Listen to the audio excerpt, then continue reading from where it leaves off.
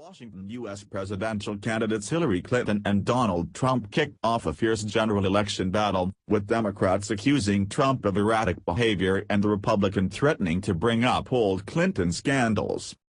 Clinton, the former Secretary of State, made history when she became the first woman to lead a major political party in its quest to capture the U.S. presidency.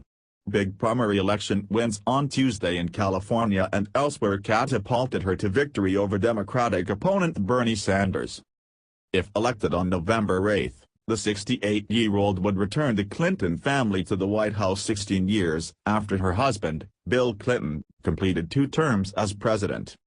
All signs point toward a negative campaign for 5 months as Clinton accuses Trump of being temperamentally unfit to serve and the New York billionaire charges Clinton has a dark past with shades of corruption and a weak record as President Barack Obama's first-term Secretary of State. The Clinton campaign drew on critical comments from Republicans themselves to portray the 69-year-old Trump as not fit for the Oval Office after the real estate developer repeatedly accused the Mexican-American judge of showing bias against him because of his ethnic heritage. The most effective thing to do with Donald Trump is just to get his words out there and let him speak for himself, Clinton campaign manager Robbie Mook told CNN on Wednesday. Mook charged Trump with a history of erratic behavior, the same language leveled by the Obama campaign in its defeat of Republican nominee John McCain in 2008. Trump, smarting from criticism from fellow Republicans about his attacks on U.S. District Judge Gonzalo Curiel, gave a carefully crafted primary race victory speech on Tuesday night laying out his plan of attack. To keep him from straying off message, he used a teleprompter and avoided his typical stream of consciousness delivery. Trump said money given to the Clinton Foundation charity from foreign donors has earned the Clintons millions of dollars and had a corrupting influence when Hillary Clinton was Secretary of State and used the private email server to conduct official business.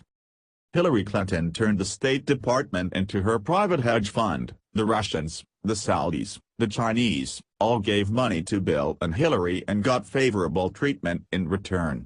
It's a sad day in America when foreign governments with deep pockets have more influence in our own country than our great citizens, Trump said. He said he would give a speech next week discussing all of the things that have taken place with the Clintons. Clinton leads. A Reuters, Ipsos poll released on Tuesday showed Clinton leading Trump by 10 percentage points nationally, little changed from a week earlier.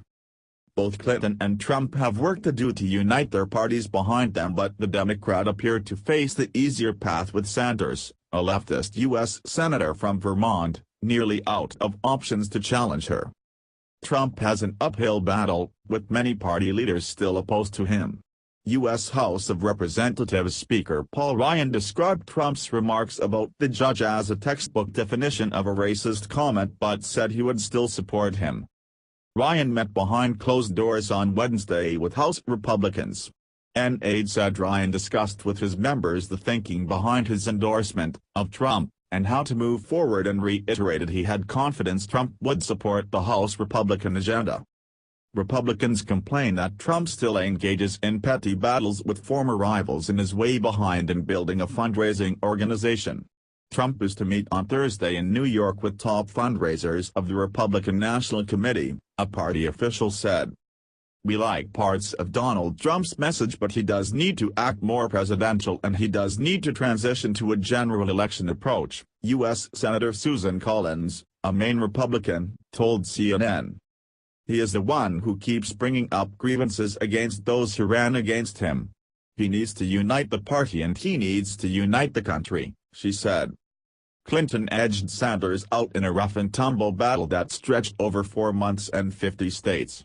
She won support, especially among older voters, with the more pragmatic campaign focused on building on the policies of her fellow Democrat, Obama. Democratic Party elites are lined up squarely behind Clinton, including most likely Obama, who may endorse her as early as this week. Pressure will mount on Sanders to exit graciously and throw his support to Clinton. Obama congratulated Clinton on her nomination win in a phone call and will meet Sanders on Thursday at the senator's request. The Associated Press called the race in California for Clinton early on Wednesday. Clinton won 56% to Sanders' 43%, avoiding what would have been an embarrassing loss for her in America's most populous state. The California win came on the heels of a decisive win in New Jersey and narrower victories in New Mexico and South Dakota in Tuesday's nominating contests. Sanders won Montana and North Dakota. Additional reporting by Susan Heavey, Oyi Nakiaku and Richard Cowan in Washington, editing by Alistair Bell. This story has not been edited by First Post.